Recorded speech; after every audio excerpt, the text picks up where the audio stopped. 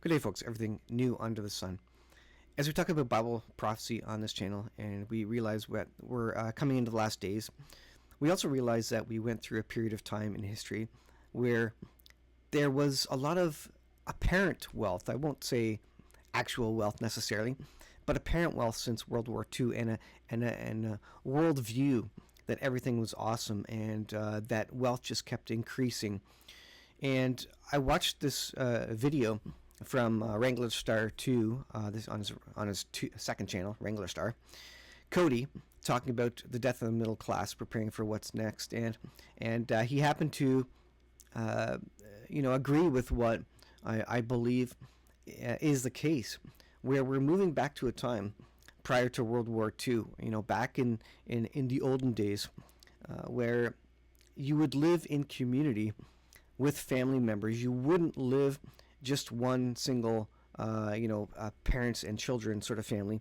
You would also live in a house, or at least on the same land or property as your grandparents, and you would stay in this multi-generational household, and that would be your life, because all the different generations would support each other, either by bringing in income, helping around the house, cooking meals, looking after the children.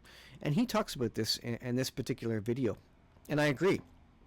And I think it's because this is all going to be reset in the last days, and this is an example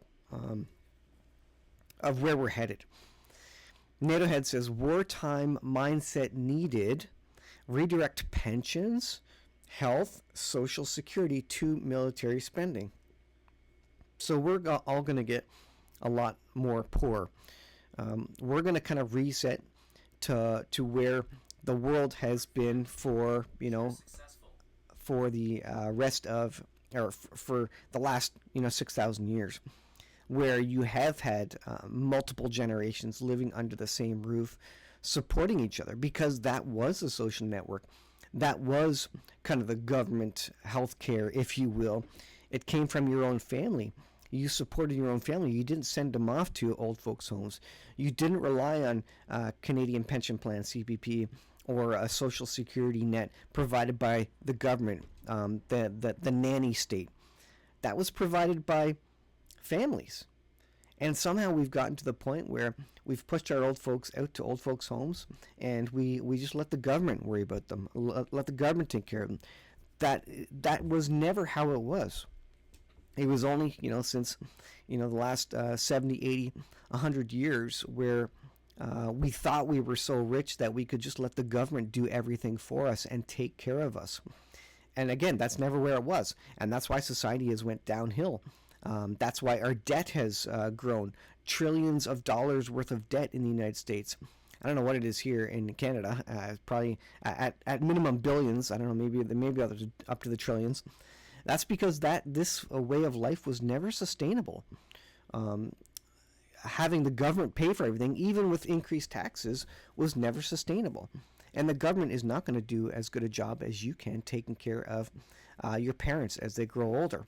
And certainly single incomes cannot continue to pay and sustain the type of life that we've become accustomed to in this rich Western world, on the backs of China and Taiwan and all the dirt cheap labor that we've been relying on. That's not going to work any longer. World War III is coming. Biblical times are coming, so we need to get used to the idea of multi-generational houses. And I've been on board with that. But interestingly, it's been my parents, for example, who haven't had an interest in that, because they grew up after World War II. Everybody had their own house, and so they never liked the idea. It was like losing their independence to live with their children. But no, that's not the case. People always lived in community, and it was never thought of as a step backwards to support your kids or request the support of your children as you get older, and the expectation that they would care for you, and that you would care for them as much as you can, and that everybody would work together in a multi-generational household. So I think what Cody's talking about here is absolutely correct, and I'm of the same mindset. You have, and people's opinions will shift when times get hard. People will be forced to go live with their kids. And I don't know why people think that's a bad thing. I never thought it was. In fact, one of the reasons you have lots of kids, I think, is because they're going to support you in your old age. And that's totally true. And that's why you should have more than 1.5 children, or whatever the national average is. Have 3, have 4, have 5, because we're all going to be able to work together when times get tough.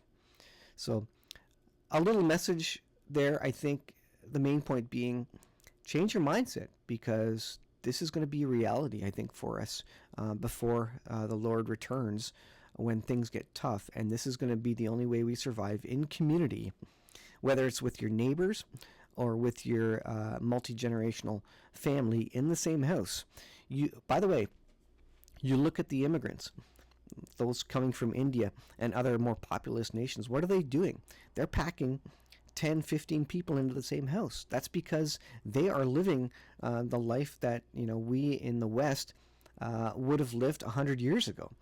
They're living that kind of original way of multi-generations and multiple people in the same house, bringing in the money, because that's the only way they could survive, whether you like it or not. That is how we're going to survive in the last days. I'll leave it there, guys. Thanks for watching. Let me know what you think of that. That's a controversial subject, to be sure, but I think it is more valuable. It is more socially sustainable. It is more economically viable. It is more mentally. I think it's more of a better psychological way to go. It's better psychologically for the grandparents and for the kids, and it affords us all really more time as well, as you have grandparents looking after kids, and the older folks can go out and do something. Just there's so many advantages to it, and it's a more frugal way to live, a more honest way to live. And, one could argue it's the more biblical way to live as well, as everybody is supporting each other in community. And after all, isn't that what the Lord wants? He wants us to be in community, the same family of God, helping each other in hard times, and not relying on the nanny state or the government to take care of those who we think it's difficult to take care of in these last days.